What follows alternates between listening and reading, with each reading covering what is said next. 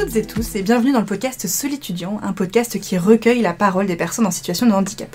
Nous sommes Alison et Estelle de l'association Green Act. Nous développons les projets Solitudiant qui sensibilisent les étudiants aux enjeux du handicap durant un atelier de 1h à 1h30 dans les locaux des écoles en distanciel ou en présentiel. C'est d'ailleurs peut-être suite à cet atelier que vous nous écoutez, si c'est le cas, merci. En complément de ces sensibilisations, nous organisons les Défi Days. Ce sont des workshops qui favorisent l'emploi des personnes en situation de handicap.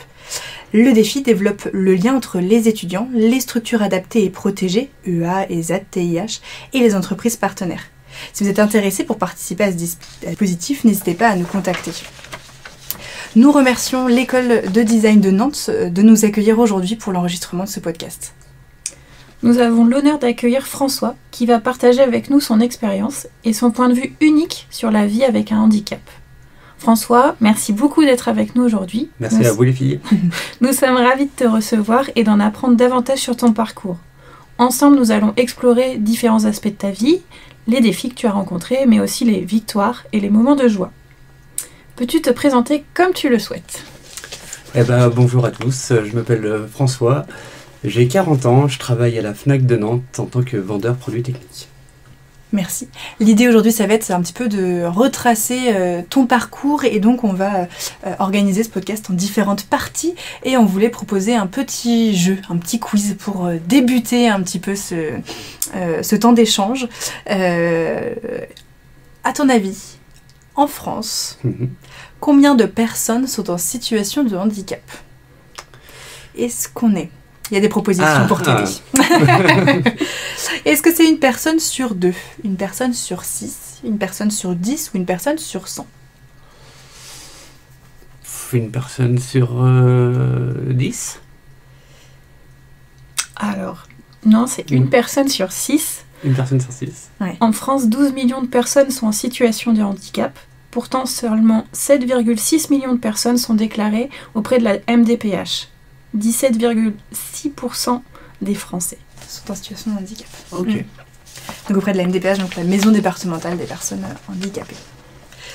Donc une personne sur 6 est en situation de handicap en France. L'idée aujourd'hui, c'est de donner la parole, là, en l'occurrence de te donner la parole pour échanger sur ce sujet-là.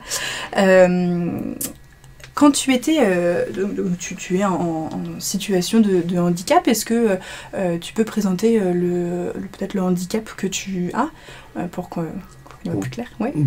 Totalement. Moi, je suis une personne IMC, donc infirme moteur cérébral. Donc, c'est juste qu'au niveau de la naissance, ça s'est mal passé pour moi. C'est-à-dire que je suis né prématurément déjà à 7 mois. J'ai des amis qui sont nés à 7 mois et ça s'est très bien passé pour eux. Moi, j'ai dû cocher les mauvaises cases. Parce que manque d'oxygène au niveau de la tête, forcément. Donc, forcément, ça a engendré des pertes de cellules au niveau du cerveau. Donc, du coup, dans les années 80, le mot handicap, personne ne le connaît réellement. Et les médecins, ce qu'ils veulent, c'est les pépettes. Donc, ce qu'il faut savoir, c'est que... C'est les pépettes, c'est-à-dire ? C'est l'argent. C'est l'argent. Ils sont intéressés par l'argent et en fait, ils ne veulent pas dire réellement ce qui se passe ou alors ils ne le savent pas totalement. D'accord. Donc, ce qui se passe, c'est que j'ai une croissance qui est un peu bizarre parce que je suis complètement raide, je suis paralysé des bras, des jambes. Okay. Mes parents voient qu'il y a quelque chose qui tourne pas rond, ils vont voir les médecins, mais oui, c'est un manque de fortifiant, ne vous inquiétez pas, ça va se remettre dans l'ordre. Ouais, le diagnostic n'est pas posé, quoi. Et il n'est pas posé du tout, et en fait, il est posé très tard.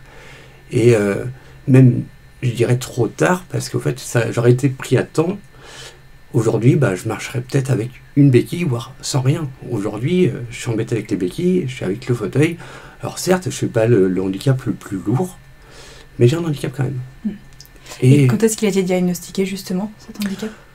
Il a été diagnostiqué de mémoire, parce que j'en parlais souvent avec ma mère. Donc, de mémoire, je crois que j'avais 3-4 ans. D'accord. Et forcément, quand on dit à mes parents « votre enfant est handicapé », forcément, on dit « mais qu'est-ce que c'est ?» Ouais. Et mauvaise réaction des parents. D'accord. C'est-à-dire ? Mon père a eu le mauvais réflexe de l'attraper par le callback. mais parce que justement ça fait peur. Et il faut se battre sur quelque chose qu'on ne connaît pas. Peur de l'inconnu. Peur de l'inconnu, Ouais. exactement. Donc des démarches qui vont s'engendrer par la suite et des lourdes opérations derrière. D'accord. Oui, voilà, une fois que le diagnostic est posé, là, ça y est, les démarches médicales sont en route, donc des opérations pour justement pouvoir te permettre de gagner peut-être du mouvement dans les bras et dans les jambes, c'est ça pour que Surtout, tu puisses- alors, dans les bras et jambes, le diagnostic est assez posé assez rapidement, donc au moment où on nous le pose, j'ai des séances de kiné D'accord, tout de suite, d'accord. et je récupère mes bras assez facilement. Ok. Donc 200%, où j'ai plus du tout de problème au niveau des bras, mais au niveau des jambes, forcément ça pêche quoi. Ok. D'où les opérations, j'imagine. Alors, pas tout de suite, c'est-à-dire que comme on me diagnostique paralysé des bras et des jambes, il voit que j'ai une petite mobilité au niveau des bras, mais très légère, mais du coup, c'est pas les opérations viendront plus tard. C'est-à-dire vers l'âge de 6-7 ans, D'accord. où je vois mon père marcher dans un jardin, et je me rappellerai de ça toute ma vie, et j'analyse comment il marche. Et moi, je suis dans une poussette spécialisée, je suis attaché. Ok. J'ai la chance d'avoir récupéré mes bras à ce moment-là, et de me détacher, mettre la tête la première pour tomber, et essayer de me mettre debout. Pour essayer de reproduire ce que faisait ton Exactement. père à côté de toi, quoi. En fait, j'ai beaucoup de force dans les bras à l'époque, et Ok. j'essaye de me mettre debout, trouver un équilibre. Je me casse la figure, mais personne ne me voit, donc franchement, je suis en confiance totale dans le jardin. Ouais. Et du coup, à un moment donné, je fais un pas, je tombe, parce que du coup, je connais pas. Je fais 2 pas, et d'un seul coup, j'ai mon père qui me regarde dehors, et il me voit debout, alors franchement, il n'en croyait pas ses yeux. Et oui, bah oui, j'imagine. Et du coup, je l'entends crier « François, marche !» Et du coup, il fait « Appelle l'hôpital !» Et tout de suite, réflexe, c'est que les hôpitaux, je connais assez rapidement. Ouais. Donc, du coup, je me mets dans la poussette et je veux plus bouger. Ah oui, parce que Voilà. tu veux pas y aller. Ah, je veux pas y aller. D'accord, oui, Ah t'en ouais. as un souvenir. Et Ouais. donc là, t'as 6-7 ans, c'est ça J'ai facile 5-6 ans. 5-6 ans, ok. Ouais. Tes premiers pas, finalement, étaient à 5-6 ans. Ouais. Enfin, c'est le souvenir que j'en ai en tout cas. Oui, bien sûr. Ouais.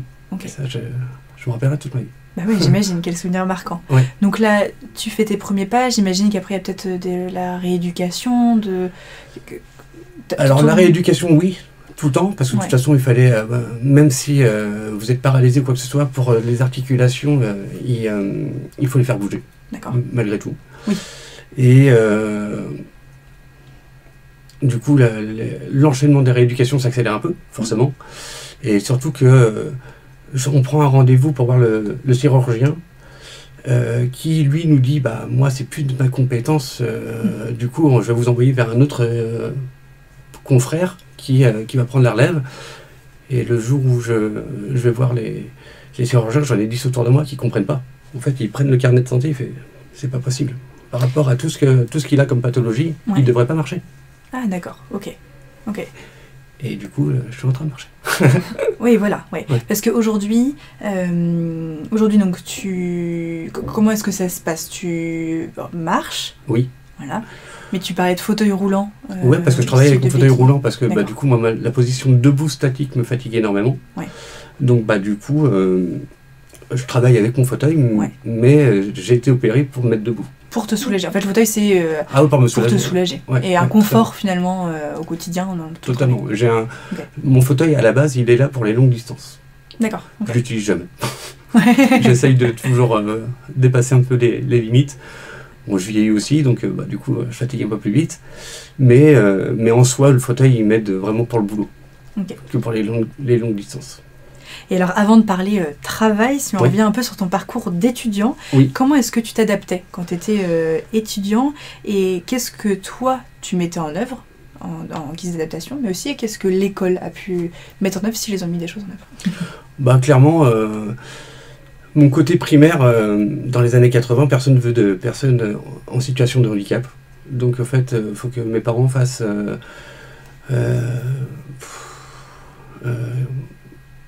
essayent de se justifier en disant mais il n'y a personne qui le veut à l'école, donc du coup prends-le, et on va dire la chance de connaître un instituteur pardon, qui à l'époque qui veut bien nous prendre. Alors, c'est pas adapté, certes, mais bon, après, j'ai mes parents qui me portent, j'ai à ce moment-là la chaise spécialisée, enfin la poussette spécialisée, mais ça se passe plutôt relativement bien. Il y a les escaliers, mes parents me portent, enfin mon père me porte. Donc, c'est pas. La primaire, c'est vraiment. C'est pas la bonne période pour moi, parce que je suis dans un milieu où les enfants sont valides et je ne suis pas à ma place. À cause de mon handicap, j'attrape un certain retard. À 6 ans, je ne sais pas lire, je ne sais pas écrire. Forcément, j'ai des cours particuliers le soir avec un instituteur spécialisé. Donc, forcément, ça me gave un peu. Hein. Donc, moi, j'ai envie de rentrer, de jouer. Donc, je sais que j'ai un handicap, je sais que j'ai un problème. Après, j'ai la force de mes parents qui me disent on ne te traitera pas comme une personne handicapée, donc tu feras comme tout le monde. Donc, en fait, cette motivation-là, je leur dois.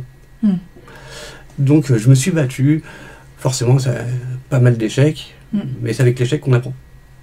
Parce que là, les adaptations, c'était plus au niveau mobilité, finalement. Alors, mobilité, mais puis même niveau cursus scolaire. D'accord. C'est trop rapide pour moi, je capte rien. Je suis pas dans mon élément et j'enchaîne les classes quand même parce que je progresse malgré tout. J'enchaîne les classes. CM2, ça devient très très compliqué. Du coup, on décide pour la 6e de me mettre à la Durantière à Nantes. Centre spécialisé où à l'étage c'est des valides et au rez-de-chaussée c'est tout ce qui est médical et puis école, enfin classe spécialisée. Et là j'ai un rythme. Alors certes la marche est plus haute, mais par contre si on me laisse le temps, j'y arrive. Donc du coup j'ai fait toute ma 6e, enfin toutes mes années collège à Nantes et après je suis parti à Paris. Pour tes études supérieures? Pour mes études supérieures. Qu'est-ce que tu as pu faire en études supérieures? J'ai fait un BEP secrétariat compta et j'ai fait un bac secrétariat. Et là, dans ce cursus-là, du coup, est-ce que pareil, il y avait des adaptations? Est-ce que c'était des classes spécialisées comme tu as eu le cas au collège, par exemple? Oui, totalement. Alors, j'ai eu la chance quand même d'être dans un château. Mais quand je vous dis un château, c'est vraiment un château. Le château de la Starac à l'époque. C'est-à-dire le vrai château et la grande cour avec toutes les pièces, les classes. Et franchement... stylé. Vraiment stylé. Aujourd'hui, il est fermé. Ça coûtait horriblement cher.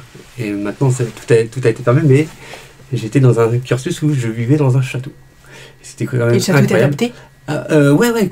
Complètement. Il y avait les ascenseurs, il y avait vraiment de tout. Et en fait, toutes les personnes qui étaient dans cet établissement-là, qui s'appelait le JAR, clairement, on était tous handicapés. Donc on ne pouvait pas se moquer les uns les autres. On était tous là avec nos difficultés et on était là pour justement faire quelque chose de notre vie. Donc avoir nos diplômes et puis partir dans le milieu professionnel. Et justement, le milieu professionnel, François, actuellement, tu travailles dans une grande enseigne de produits culturels et multimédia. Pour ne pas la nommer. Voilà. Et est-ce que tu as eu des aménagements particuliers? Est-ce que par rapport à la clientèle, tu as des regards ou des choses qui t'ont marqué, en fait? Oui. Alors, moi, ça fait quand même 15 ans que je travaille à la FNAC de Nantes. Et j'ai fait 11 ans de service client. Et en fait,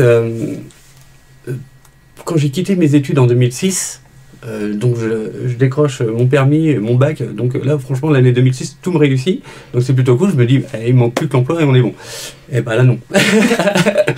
En fait, je vivais en Vendée. Je suis très chauvin, donc j'aime beaucoup la Vendée. Donc je me dis, je vais essayer de trouver du boulot en Vendée. Et du coup, non, pas du tout.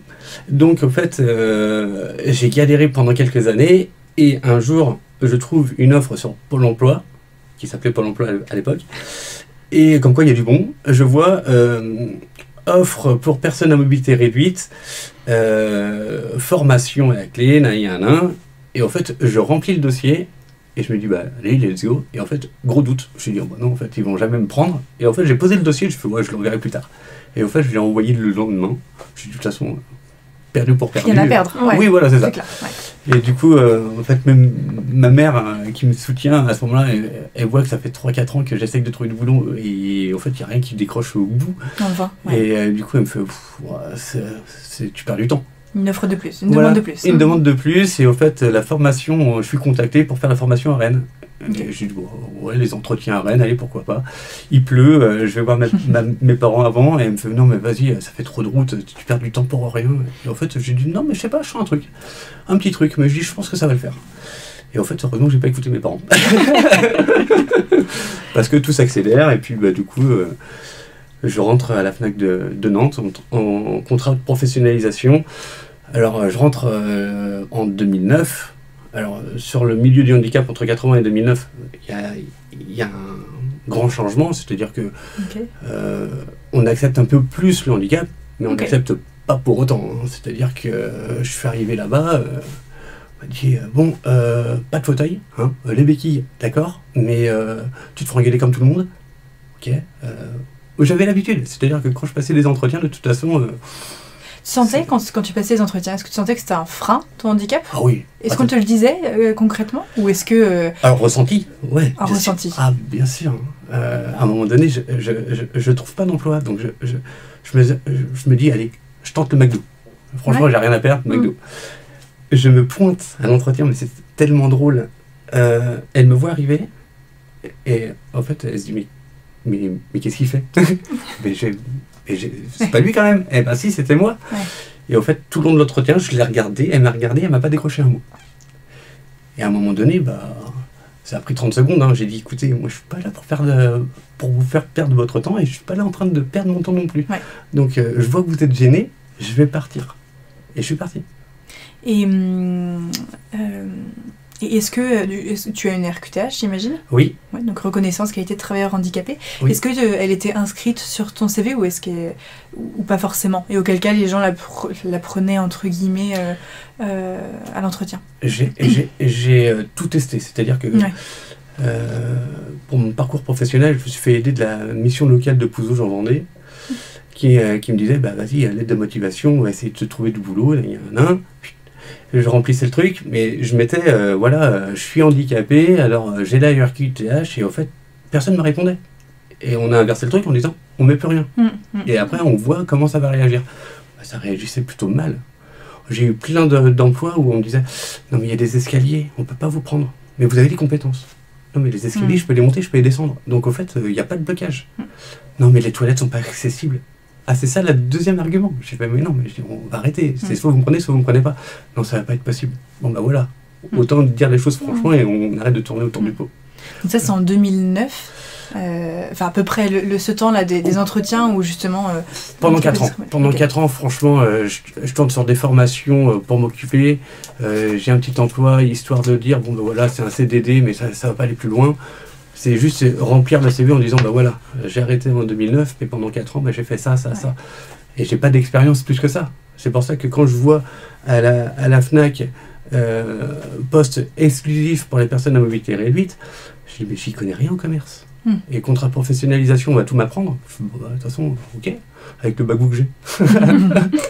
Et justement, est-ce que l'enseigne là dans laquelle tu travailles a mis des choses en place ? Alors au début, ils ne souhaitaient pas des fauteuils roulants, les béquilles c'était ok. Maintenant, tu me disais là au tout début que tu utilisais ton fauteuil notamment pour travailler. Donc j'imagine qu'il y a eu des évolutions depuis cette période-là. Bien sûr. Et je remercierai jamais autant la FNAC sur le fait que, certes, ils prennent des personnes à mobilité réduite à l'époque. Bon, parce qu'il faut remplir les quotas. C'est-à-dire que je prends 6% et je ne paye pas la prune. Et la prune est relativement chère. Donc ils remplissent les quotas, donc déjà c'est bien. Le quota en question, pour expliquer, c'est l'obligation d'emploi des travailleurs handicapés qui oblige toutes les entreprises de plus de 20 salariés à employer au moins 6% de sa masse salariale avec des personnes en situation de handicap. Donc effectivement, hors ce quota-là, les entreprises doivent s'acquitter d'une contribution. Une amende va à l'État, une contribution va à des structures du handicap. Donc effectivement, les entreprises ont ces fameux quotas remplir, entre guillemets, s'ils ne veulent pas attribuer une contribution. Je me permettais de... Ouais. Non, c'est bien de clarifier les choses, parce que pour moi, ça me paraît mais oui. clair, simple, mais c'est vrai que pour les personnes qui nous écoutent, c'est vrai que si on n'explique pas, on peut être un peu perdu.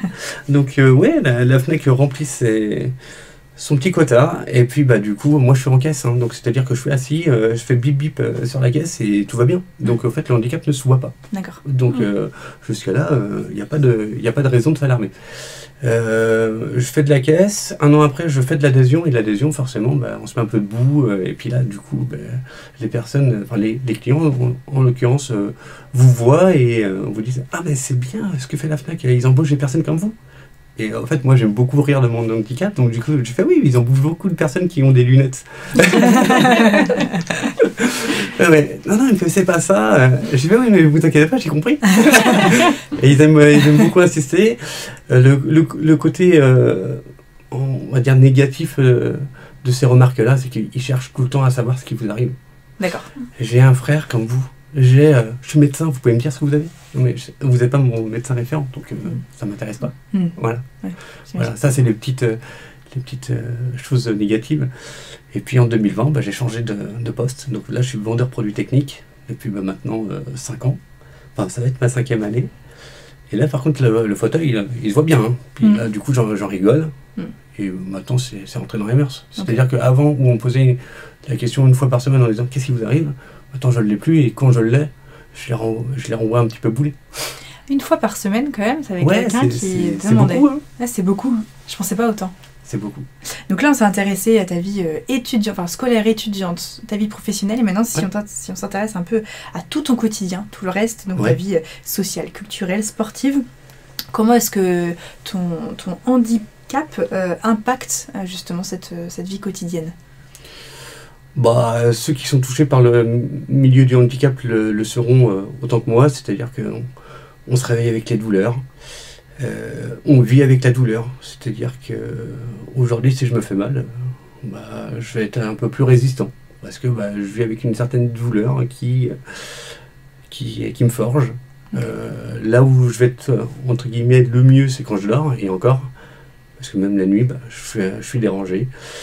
Mais après, il ne faut pas s'arrêter à ça, c'est-à-dire que moi, j'ai la chance, la chance d'être papa, il faut que je me batte aussi pour ma fille.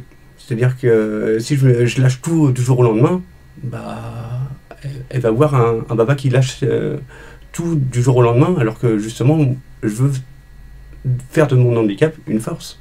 Et lui apprendre que le handicap, quand elle me voit tomber dans la cuisine, par exemple, au départ, elle pleurait, et maintenant, elle me dit « Tu t'es fait un petit bobo ?» Même pas. Voilà. Donc, c'est ton leitmotiv? Oui, totalement. Il y a des jours... pareil, les personnes qui seront concernées par les douleurs savent qu'il y a des matins, il y a des jours où c'est plus dur que d'autres. Mais c'est vrai que quand vous avez un petit moteur, une femme qui vous aime, une fille, forcément ça aide. Puis après, les personnes qui vous entourent sont très importantes. C'est-à-dire que j'ai pas beaucoup d'amis, mais moi c'est des amis qui sont fidèles, qui sont proches. Et que, justement, c'est mon petit carburant. J'aime beaucoup rire, enfin voilà. Ouais, d'avoir une tribu autour de soi. Voilà, pas énormément énorme. Non, mais voilà. Mais des personnes ressources, quoi. Exactement. Ouais. Okay. Exactement. Ok. On va passer à une partie qu'on appelle amour, gloire et emmerde. Alors on va commencer par la partie peut-être un peu moins positive, on va commencer par les emmerdes, si ça te va bien. Ouais. Okay. Quelle a été justement ta plus grande emmerde, le plus grand échec dans ta vie, et surtout comment est-ce que tu t'es adapté? Alors le mot échec n'est pas forcément bien adapté, mais disons la plus grande difficulté, et comment est-ce que tu as réussi justement à la surmonter? Ma plus grande difficulté aujourd'hui que je rencontre, je vais reparler de ma fille. Qui a quel âge? Qui a 2 ans et demi. Ok. Donc du coup, quand elle est fatiguée, quand elle est malade ou quoi que ce soit, et qu'elle demande les bras, moi il faut que je sois assis, que je la porte ou quoi que ce soit. Donc je peux. En fait, moi mon plus grand regret avec elle, c'est de dire allez tiens, viens dans les bras de papa et on va faire une petite balade. Ça c'est de la portée, c'est quelque chose qui me gêne, qui me blesse. Mais il faut passer outre. C'est-à-dire que si je peux pas faire ça, bah, je peux faire autre chose. Donc, Parce que là, concrètement, si tu veux la porter, effectivement, il faut que tu sois soit dans ton fauteuil ou assis pour pouvoir l'enlacer, enfin la porter, c'est ça? Ouais, puis il faut que je sois moins sécuritaire pour moi et sécuritaire pour elle. C'est-à-dire que si je peux pas la porter, enfin si je vois que je suis pas stable moi-même, je vais pas prendre le risque de la porter. D'accord. Okay. Donc, ce qui est assez drôle, c'est que je parle du fauteuil depuis tout à l'heure, mais elle connaît pas forcément le fauteuil, ma fille. C'est-à-dire que en fait, j'ai le fauteuil au boulot. Et je suis parti en Normandie voir mon meilleur ami, c'était l'année dernière, et je dis, je pars une semaine en Normandie, tout seul avec ma fille, et ma femme travaille. Donc j'ai pas le choix. Donc soit je fais rien de spécial, et je reste tranquille à la maison et je joue avec ma fille, ou soit je bouge. Et moi je suis plutôt du genre défi, donc je me dis... Allez, 3h30 de route avec une fille qui n'a jamais fait 3h30 de route, let's go. Elle m'a rien dit. Elle m'a strictement rien dit. À part me dire, je veux Baby Shark, c'est tout ce qu'elle m'a demandé. Comme tout enfant de son âge peut demander. Ouais, exactement. Donc ça, c'était vraiment cool. Après, il a fallu m'adapter sur l'organisation. C'est-à-dire que il faut que je la sorte, il faut que je prenne les sacs. J'ai mes potes qui sont aussi en situation de handicap, donc du coup, forcément, on s'entraide. Mais tout se passe bien. Tout ce qu'elle a peur, c'est du chien. Bon, j'ai pas peur du chien, donc j'ai essayé de lui apprendre à ne pas avoir peur du chien. Mais ça, c'est ma plus grande fierté. C'est-à-dire que je me mets aucun frein. Je me dis, je vais avoir des emmerdes, ça c'est certain. Par contre, à moi de les surmonter. Et alors justement, là tu fais une transition absolument parfaite avec la partie gloire. Justement, quelle est ta plus grande réussite, et des réussites dont tu es fière? Tu as déjà bien commencé à en parler, mais est-ce que justement tu peux peut-être appuyer ce fait de... pour réussir, j'imagine, tous ces exploits là, de défis d'une semaine, seule avec ta fille, en vacances, à profiter un max. En fait, j'imagine, mis en place plein d'adaptations dont tu te rends peut-être même plus compte, tellement c'est devenu c'est un automatisme habituel pour moi. Et automatique. Ma plus grande fierté, en tout cas, c'est déjà ma fille. Aujourd'hui, je voulais pas d'enfant à cause de mon handicap. D'accord. J'en voulais pas. Je dis, je suis emmerdé moi-même, c'est pas pour emmerder les autres. Et en fait, c'est ma femme qui me dit, non, mais moi je ne conçois pas de vie sans enfant, et elle m'a fait changer d'avis. Et je dis, il ne faut pas mourir con non plus. Donc, je me lance dans l'aventure, et je conseille à tout le monde, mais vraiment tout le monde, d'avoir cette chance d'élever un enfant, parce que c'est pas facile, mais qu'est-ce que ça apporte de l'amour, des défis et des sourires. Et ça, c'est mon petit carburant, quoi. Donc j'imagine que tu as changé d'avis comparé au début où tu voulais pas d'enfant. Et aujourd'hui, je pourrais vous dire, j'en voudrais 15. non, c'est pas possible. Non, une, c'est très bien. La décision a été dur de l'accepter, mais on en voulait... Toi, ta crainte, c'était plutôt de l'élever, c'était de comment... l'élever avec un handicap, trouver l'adaptation parfaite, en disant comment je peux la mettre dans le lit, comment je peux la mettre sur la table à manger en toute sécurité pour que je m'en occupe. Et justement, est-ce que tu as trouvé des petits tips, est-ce que tu as des tips à partager, des conseils à partager sur les choses de la vie courante, finalement, avec un enfant? Les conseils, c'est ne vous mettez pas de frein, clairement. Et en fait, l'avantage quand on a un handicap, c'est qu'on se connaît par cœur.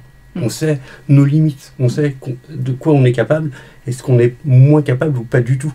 Donc, moi, ça a été dire à ma femme, tu veux un enfant? Ok, donc la table, tu la mets là-bas, parce que je vais m'appuyer là-bas. Je veux un lit à barreaux, parce que je veux descendre le barreau justement pour la mettre à l'intérieur.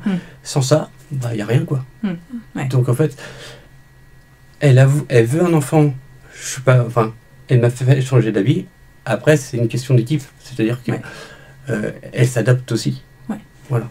Et puis là, tu parles de mobilier aussi, d'adapter le mobilier, être sûr que le mobilier corresponde. Là, tu parles de table, de lit à barreaux qui descendent, évolutifs, ça fait partie, j'imagine, des adaptations au sein de la maison, quoi. Ah ouais. Quand on me voit, on me dit, il a un petit handicap. C'est vrai. Parce que j'ai la chance de ne pas traîner mon fauteuil dans la maison. J'ai pas une maison adaptée pour un fauteuil ou quoi que ce soit. Mais en soi, c'est des petites choses où je me dis, bah tiens, pour la mettre dans la voiture, comment je vais faire? Au départ, je lui disais, bah, tiens, tu prends Emma, tu la mets dans la voiture, je peux pas le faire. Et après, je réfléchis différemment. Imaginons, ma femme tombe malade, elle est à l'hôpital, je suis avec ma fille, il faut que je l'emmène en voiture, comment je fais? Donc après, c'est une adaptation de me dire, allez, je m'appuie, je mets tout mon corps contre la voiture, et après, je peux porter ma fille. Donc, on sent, ma fille ressent, c'est-à-dire qu'elle voit que je suis pas à l'aise, et commence à paniquer un peu. Maintenant, elle le sait, mais un enfant, ça s'adapte hyper vite.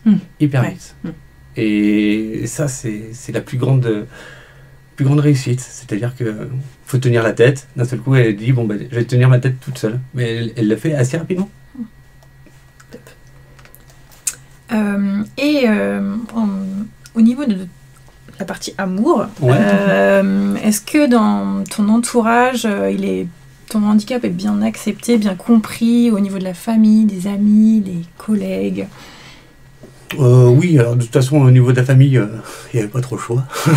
Est-ce que maintenant, au début, tu parlais que c'était un peu compliqué, par exemple, pour tes parents, d'assimiler le handicap, de le comprendre, il y a une certaine méconnaissance? J'imagine que maintenant, ils connaissent davantage. Ah oui, non, mais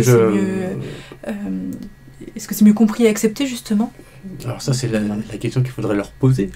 À eux, plutôt, mais le ressenti que j'en ai, c'est que quand j'en parlais avec surtout ma mère, ma mère se battait justement pour les hôpitaux, les rendez-vous, quoi que ce soit, et le père, lui, il partait au boulot. Faut remettre un contexte. C'est dans les années 80, la femme s'occupe plus des enfants et le mari va au boulot. Donc, forcément, c'est deux tâches complètement différentes. Et j'ai vu ma mère, mais vraiment se battre, à me porter, parce que je suis une brique. Je suis vraiment une brique. Et une brique qui prend du poids, à bout d'un moment... elle a besoin de soutien, mais il n'y a pas d'adaptation quand je suis petit. Donc elle fait à la force de ses bras. 80, quoi. Ouais. Heureusement, ça s'est, j'imagine, amélioré depuis, mais disons que elle a vécu cette période où le handicap était excusez-moi du terme, mais elle en a chié autant que moi. Elle est aidante. Elle a été aidante. Ça a été... Ah oui, totalement. Ouais. Et je ne la remercierai jamais assez. Aujourd'hui, mes parents... quand ils voient la banane que je peux avoir, ils voient plus le handicap. C'est comme mes potes. Mes vrais potes. J'ai pas de faux potes. Comme je le disais tout à l'heure, j'ai pas beaucoup de potes et j'en ai pas besoin d'en avoir beaucoup. Mais les personnes qui me comprennent, ceux qui me comprennent, très bien. Mais ceux qui me comprennent pas, tracez votre chemin. Mais aujourd'hui, moi, je veux pas qu'on s'apitoie sur mon handicap. Ça m'intéresse pas. Me dire, mon pauvre, ça ne m'intéresse pas. Je vais fuir. Voilà. Est-ce que c'est un sujet qui est traité librement, que vous évoquez librement entre vous? Avec mes parents? Oui, même avec ta famille, tes collègues, tes amis. Oui. C'est-à-dire que en fait, je suis pas de nature à me plaindre, mais à des moments, je peux leur dire, putain les gars, en ce moment là, un peu dur. Voilà. Donc, en fait, ils m'écoutent, ils m'épaulent, ils me connaissent. La force de mes potes, c'est comme ma femme. On traverse les choses et on se connaît par cœur. Voilà. Oui. T'arrives à avoir ce même lien avec mes potes, avec ma femme. Proximité. Okay. Et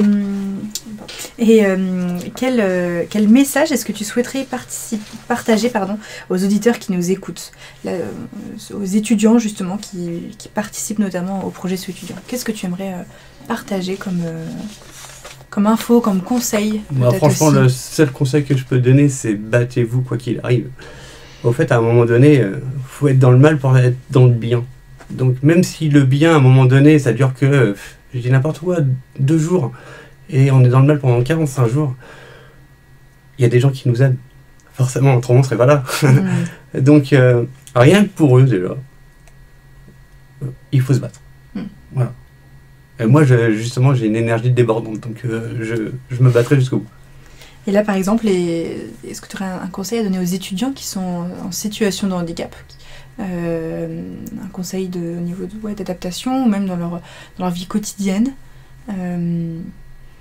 le conseil que je peux leur donner, c'est que s'ils ont besoin d'adaptation, il faut vraiment pas se dire bon, je vais me débrouiller seul. Non. C'est-à-dire que moi, quand j'ai besoin d'aide, je dis excusez-moi, est-ce que je peux avoir de l'aide au travail, je suis dans mon fauteuil. Quand l'article est trop haut, je vais faire bosser les clients. Je vais dire il est tout là-haut. Tu vas monter sur la petite planche là, et puis tu vas l'attraper. Ouais. Voilà. Pas hésiter à demander de l'aide. Ouais, pas hésiter. Voilà. Il y a des on peut adapter tout et n'importe quoi aujourd'hui. La MDPH, elle est là pour ça. C'est-à-dire que on n'a pas la solution, mais on peut y travailler. Donc, je pense que là, vous me disiez tout à l'heure que 6 personnes sur 10 étaient en situation de handicap. Ils ont justement tout un recensement de difficultés que les personnes peuvent connaître et justement apporter une solution. Ok. Donc c'est des beaux messages que tu nous fais passer. Merci beaucoup François pour son témoignage plus qu'inspirant. Merci à vous. Notre conversation touche à sa fin. Nous espérons que ce moment passé ensemble vous a permis de mieux comprendre les réalités du handicap et de découvrir la force et la résilience de ceux qui le vivent au quotidien. François, un immense merci à toi pour ton témoignage authentique et inspirant. À vous, chers auditeurs, merci de nous avoir écoutés. N'hésitez pas à partager ce podcast autour de vous et à nous laisser vos impressions. Si vous avez des questions ou des sujets que vous aimeriez voir abordés, faites-le nous savoir en commentaire ou par mail ou encore via notre page LinkedIn. Nous remercions à nouveau l'école de design de Nantes de nous accueillir pour l'enregistrement de ce podcast. Et si vous êtes convaincu par notre podcast et que vous souhaitez faire une mission à impact en étant ambassadeur, faire une sensibilisation et ou participer au Défi Days, n'hésitez pas à nous contacter. On se retrouve très bientôt pour un nouvel épisode. Merci pour votre écoute.